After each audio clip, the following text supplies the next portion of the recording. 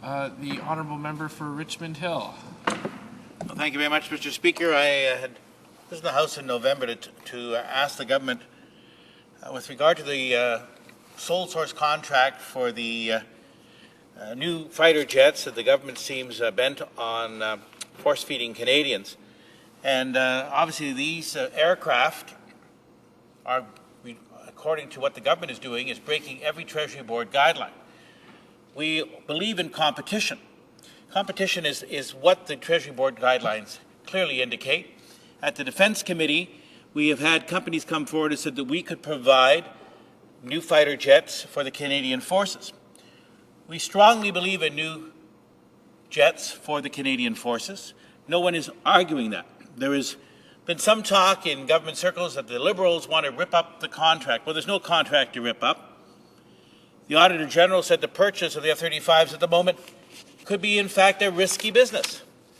That obviously has concern from the Auditor General. We obviously are concerned about the fact that the rules that are in place for competition have not been followed. Now, my friend across the way has said before that, of course, in 1997, there was, in fact, a multinational joint strike force, fighter force, to look at the development of this type of aircraft. This particular aircraft we participated in, but we were under no commitment to buy it.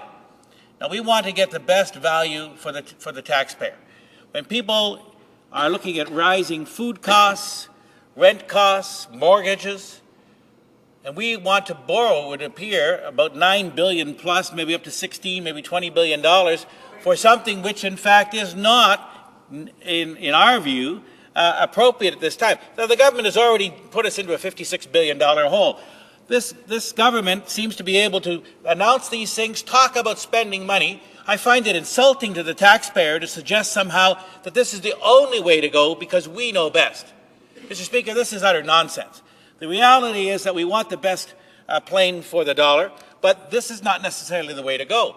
And obviously, we had the former Defense Department Assistant Deputy Minister, Alan Williams, come to the committee. Now, he was very much involved in this from the beginning, and he indicated his concerns about it. Now, unfortunately, there are some, including the parliamentary secretary, who have taken upon himself to question what Mr. Williams said. And of course, it's his right to question, but I don't think it's his right to, in fact, malign individuals who clearly have a different view.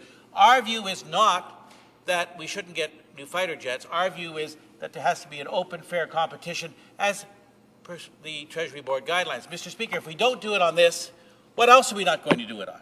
This is clearly not the way to go. This is clearly not good for the taxpayer. And after all, we are supposed to be guardians of the taxpayer's dollar. Now, if in fact there was another company out there, and we had a number of companies who came to the Defence Committee and said, we can build an aircraft which will meet Canada's needs, both in the Arctic, for sovereignty, for protection, we can do that. And I think we owe it to the taxpayer. We certainly owe it to Canadians to be able to say we went through a process. Now, for the end of the day, it turns out the F-35 is the way to go, then, we can accept that. But we cannot accept a process which clearly has been skewed from the beginning. We have concerns about that, Mr. Speaker, and I raised that, and I know that my honourable friend will, of course, respond as he always does. Thank you. The Honourable Parliamentary Secretary to the Minister of National Defence. Thank you very much, Mr. Speaker, and I certainly will, but I'd like to thank my honourable colleague for the question. What he said was mostly pure nonsense. As stated in the Canada First Defence Strategy, this government is committed to replacing our aging CF-18 fleet, which will come to the end of its service life in 2020, and indeed we cannot eliminate manned tactical air power from our toolbox of military capabilities. The debate is not between spending and not spending on the replacement of this capability. It's a debate over which aircraft we should acquire and which procurement process we should adopt in order to provide our men and women in uniform with the right equipment, at the same time ensuring best value for Canadian taxpayers. Mr. Speaker, let me say not a single Treasury Board guideline has been broken, and my honourable colleague is simply wrong in saying that, and he knows it. The government's decision to purchase the F-35 reflects years of rigorous and extensive analysis by military professionals within the Canadian Forces and civilian experts within the Department of National Defence. Moreover, it mirrors the collective wisdom of experts in the other 8 countries partnering on the Joint Strike Fighter project, all of whom have committed to replacing their existing fighter fleets with the F-35. No coincidence there, Mr. Speaker. And the reasons for choosing the F-35 are indeed compelling. As an advanced multi-role stealth fighter, the F-35 has the versatility necessary to carry out any mission we can foresee while providing superior protection for the pilot. As an aircraft with revolutionary data collection and sensor fusion technologies, the F-35 represents a step forward in intelligence, reconnaissance, and surveillance capabilities. And as a common aircraft also operated by our allies and partners, Canada's F-35s will be fully interoperable with those flown by our friends in coalition air operations.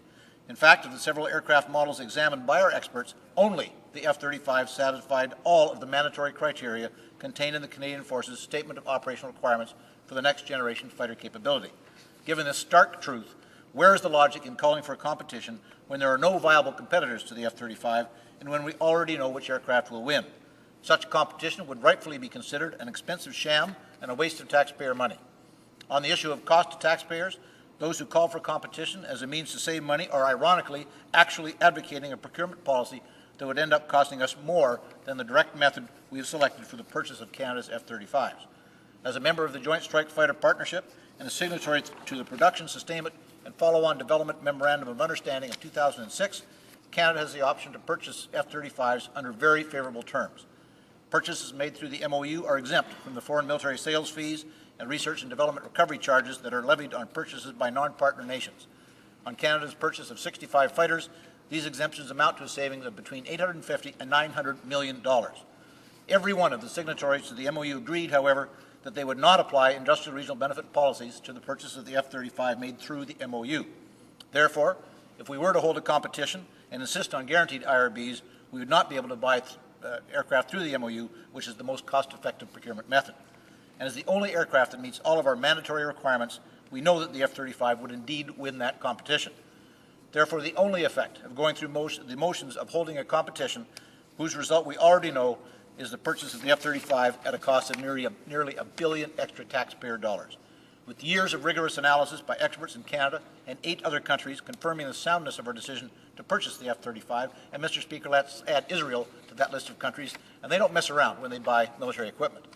With substantial savings to be realized by buying our aircraft directly through the Joint Strike Fighter MOU and through economies of scale, and with the full suite of lucrative industrial participation plans in place to keep Canadian companies and their tens of thousands of employees on the cutting edge of the aerospace industry for decades to come, the government's decision, F-35 decision, minimizes the risks inherent in all military procurements while maximizing best value for Canadian taxpayers, economic opportunities for Canadian industry, and operational capability for our men and women in uniform. And Mr. Speaker, this money is not borrowed. This money does not start getting spent until about 2015, 2016. It's spread over 20 years, and it's all part of the Canada First Defence Strategy. It is all programmed. It is not borrowed. That is simply false, and my colleague... On the honourable member for Richmond Hill. Well, Mr. Speaker, my colleague would suggest that what I said was nonsense. Well, is it nonsense to follow the procurement policies as outlined very clearly in the Treasury Board guidelines, which I had quoted at another time to my honourable friend? Is it nonsense to want to save the taxpayer money? Is it nonsense in an ongoing recession, clearly, to be looking at a situation where we are not getting the best value? The colleague has not been able to produce one document that shows why this, in fact, is the best airplane to go.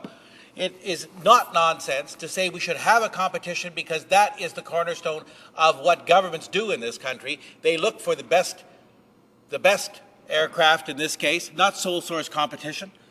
We have again not seen what led them to this particular decision. Again, the government says, just trust us, don't worry. Well, I do worry for the taxpayer. I do worry for the forces because, again, if he says it's only the 25th generation, yes, that's the only one. Well, F-35. But there are others on the market of a different generation we may want to look at. The honourable parliamentary secretary.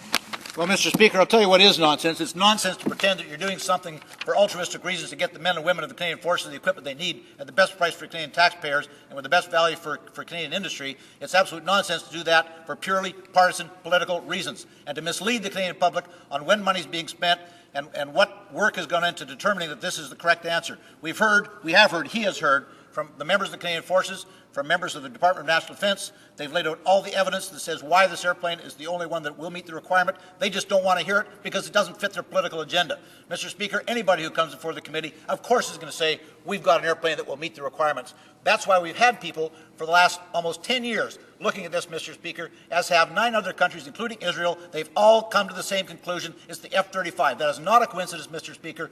These people are motivated simply by the requirement to get the best equipment and the best value for Canada, for our men and women in uniform, for Canadian taxpayers, and that's what they've done, and he should pay attention.